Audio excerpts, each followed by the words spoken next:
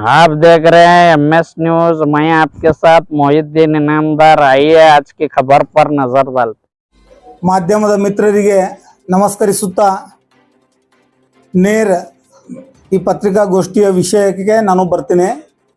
ಇವತ್ತು ನಾನು ಪತ್ರಿಕಾಗೋಷ್ಠಿ ಕರೆಯುವುದು ಮೂಲ ಉದ್ದೇಶ ವಿಜಯಪುರ ನಗರದ ಶಾಸಕ ಬಸನಗೌಡ ಪಾಟೀಲ್ ಯತ್ನಾಳ್ ಅವ್ರ ಧರ್ಮಕಡ್ಲಿ ನಿನ್ನೆ ಒಂದು ಸುದ್ದಿ ಮಾಧ್ಯಮದಲ್ಲಿ ವಿಷಯವನ್ನು ಪ್ರಸ್ತಾಪಿಸಿದ್ದಾರೆ. ಅದರಲ್ಲಿ ಅವರು ಹೇಳಿದ್ದಾರೆ, ಏನಂತ ಹೇಳಿದ್ರಂದ್ರೆ, ವಿಜಯಪುರ ಜಿಲ್ಲೆಯಲ್ಲಿ ಈ ಹೊಸ ಪರಂಪರೆ ನಾವು ಪ್ರಾರಂಭ ಮಾಡೋರು ಇದ್ದೀವಿ. ಮುಸ್ಲಿಂ ಯುವತಿಯರನ್ನು ಯಾರಾದರೂ ಹಿಂದೂ ಯುವಕರು ಮದುವೆ ಆದರೆ ಅವರಿಗೆ 5 ಲಕ್ಷ ರೂಪಾಯಿ ಬಹುಮಾನ ಕೊಡುವಂಥ ಪ್ರವೃತ್ತಿ ಕಾರ್ಯಕ್ರಮ ಹಮ್ಮಿಕೊಳ್ಳುತ್ತೇವೆ ಅಂಥೇಳಿ. ಹಾಗಾಗಿ ಇವತ್ತು ನಾನು ಮಾಧ್ಯಮದ ಮುಖಾಂತರ ಬಿಜಾಪುರ ಜಿಲ್ಲೆಯ ಜನತೆ ಹಾಗೂ ಕರ್ನಾಟಕ ರಾಜ್ಯದ ಜನತೆಗೆ ಮತ್ತು ಈ ದೇಶದ 140 ಕೋಟಿ ಜನರಿಗೆ ತಮ್ಮ ಮಾಧ್ಯಮದ ಮುಖಾಂತರ ಈ ಸುದ್ದಿಯನ್ನು ಮುಟ್ಟಿಸ್ಬೇಕಂತ ಮನದಾಳದಿಂದ ಮಾತನಾಡ್ತಾ ಇದ್ದೀನಿ. ಈ ಮಾಧ್ಯಮದ ಗೋಷ್ಠಿ ಮುಖಾಂತರ ಈ ರಾಜ್ಯದ ಎಲ್ಲ ಜನತೆಗೆ ನಾನು ಕಳಕಳಿಯಾಗಿ ವಿನಂತಿಸಿಕೊಳ್ಳುತ್ತೇನೆ. ಇವತ್ತಿನ ನನ್ನ ಪತ್ರಿಕಾಗೋಷ್ಠಿ ಹಾಗೂ ನನ್ನ ಪ್ರತಿಯೊಂದು ಮಾತು ಯಾವುದೇ ಧರ್ಮ, ಜಾತಿ, ಜನಾಂಗ, ಪಾರ್ಟಿ, ಪಕ್ಷ, ಪಂಗಡ ವಿರುದ್ಧ ಇಲ್ಲ.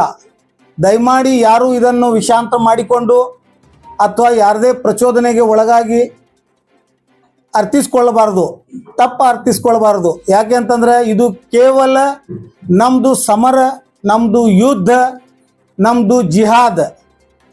ಯತ್ನಾಳ್ ಬಸನಗೌಡ ಅವ್ರ ಧರ್ಮಕಡ್ಲಿ ಜೊತೆಗೆ ಇದೆ, ನೇರ ಅವನ ಜೊತೆಗೆ ಇದೆ.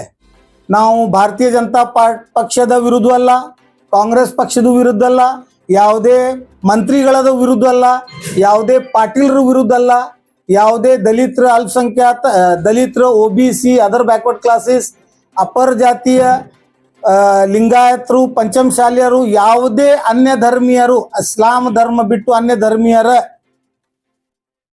ಪಾಲಿಸುವಂಥ ಸಾರ್ವಜನಿಕರ ವಿರುದ್ಧ ನಮ್ಮದು ಸಮರ ಇಲ್ಲ ಅನ್ನುತ್ತಾ ನಾನು ಹೇಳುವುದೇನೆಂದರೆ, ಈ ಹರಾಮ್ಖೋರ್ ಬಸನಗೌಡ ಧರ್ಮಕಡ್ಲಿ ಇವನಿಗೆ ನಾನು ನೇರ ಈ ಮಾಧ್ಯಮದ ಮುಖಾಂತರ ಪ್ರಶ್ನೆ ಮಾಡಲಿಕ್ಕೆ ಬಯಸ್ತೀನಿ.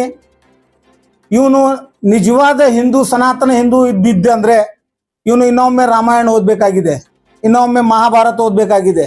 ಯಾಕಂದರೆ ಮರ್ಯಾದ ಪುರುಷೋತ್ತಮ ರಾಮ್ ಶ್ರೀರಾಮಚಂದ್ರ ಯಾವಾಗ ವನವಾಸಕ್ಕೆ ಮಾತಾ ಸೀತಾನ್ನು ಕರ್ಕೊಂಡು ಹೋಗಿದ್ರು, ಅವಾಗ ಇತಿಹಾಸ ಸಾಕ್ಷಿ ಇದೆ, ರಾಮಾಯಣ ಸಾಕ್ಷಿ ಇದೆ. ಈ ಹುಸ್ಸು ಓದಲಿಕ್ಕೆ ಬರುವುದಿಲ್ಲ, ಬರೀಲಿಕ್ಕೆ ಬರುವುದಿಲ್ಲ, ತಿಳ್ಕೊಳ್ಳಿಕ್ಕೂ ಆಗುವುದಿಲ್ಲ. ಮಾತಾ ಸೀತಾನ್ನು ಅಪಹರಿಸಿದ ಹರಾಮ್ಖೋರ್ ರಾವಣ ಇದ್ದ. ಹಾಗ